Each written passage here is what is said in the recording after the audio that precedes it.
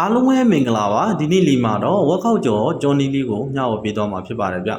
ကျွန်တော်အရှိပိုင်းမှာပြထားသလိုမျိုးလေးဝက်ခောက်ကျွတ်ကျွတ်ကြွလေးပေါ့နော်အဲဒီပုံစံမျိုးလေးဖြစ်အောင်ဘယ်လိုမျိုးကြော်မလဲဂျွန်နီလေးကိုတီးအောင်ဒီဗီဒီယိုလေးကိုအဆုံးထိလိုက်ပါကြည့်ရှုလိုက်ပါအောင်နော်တကယ်ကြီးလေးဟုတ်ကဲ့ပါဝက်ခောက်ကျော်ကြော်ဖို့အတွက်ဆိုရင်ကျွန်တော်တို့ဝက်ခောက်ကိုအရင်ဦးဆုံးရေနွေးပြင်ပြုတ်ပေးရမှာဖြစ်ပါတယ်ဗျ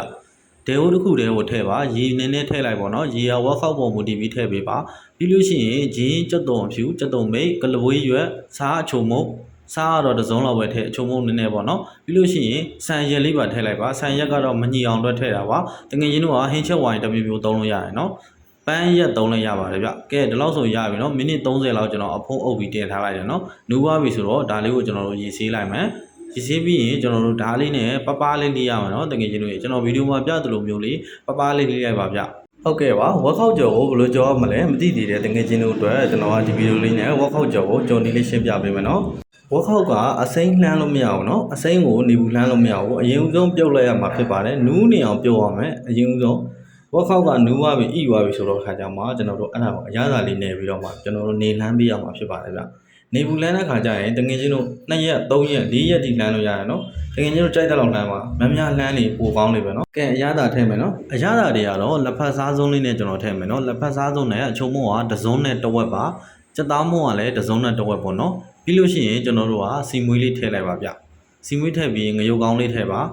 ပြီးလို့ရှိရင်ပန်းကန်းပြားရဲ့အကျဲပေါ့နော်ပန်းကန်းပြားရဲ့အကျဲတရုပ်73မျိုးမစလာပါဒါလေးကိုကျွန်တော်တို့နှံ့အောင်နေလိုက်မယ်နော်အရသာလေးတွေဝင်သွားအောင်ကျွန်တော်တို့တရက်လောက်နှက်ထားရင်ပို့လို့ကောင်းတယ်เนาะတကယ်ကြီးတို့အချိန်ပေးနိုင်ပို့လို့ကောင်းတယ်မနှက်နိုင်လည်းရတယ်ပြီးလို့ရှိရင်ကျွန်တော်တို့ခေါင်းမိုးပေါ်တက်ပြီးတော့နေဘူးလှမ်းရမှာဖြစ်ပါတယ်ဗျ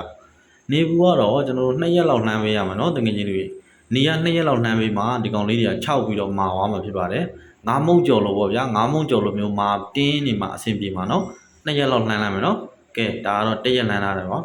ကျွန်တော်မနေ့ကလှမ်းထားတယ်ညနေကျရင်ကျွန်တော်လာကြည့်အောင်เนาะနည်းနည်းမာသွားပြီเนาะဟုတ်ကဲ့ပါနောက်တစ်ရက်လှမ်းပြီးတော့ကျွန်တော်ရုပ်တဲ့ဟာမပြတော့ဘူးเนาะဒါကျွန်တော်2ရက်လှမ်းထားတဲ့ဒီဝက်ခောက်လေးပေါ့เนาะတေချာကြည့်ပါဗျပထမအခေါက်နဲ့မတူတော့ဘူးเนาะပို့ပြီးတော့မာသွားပြီเนาะ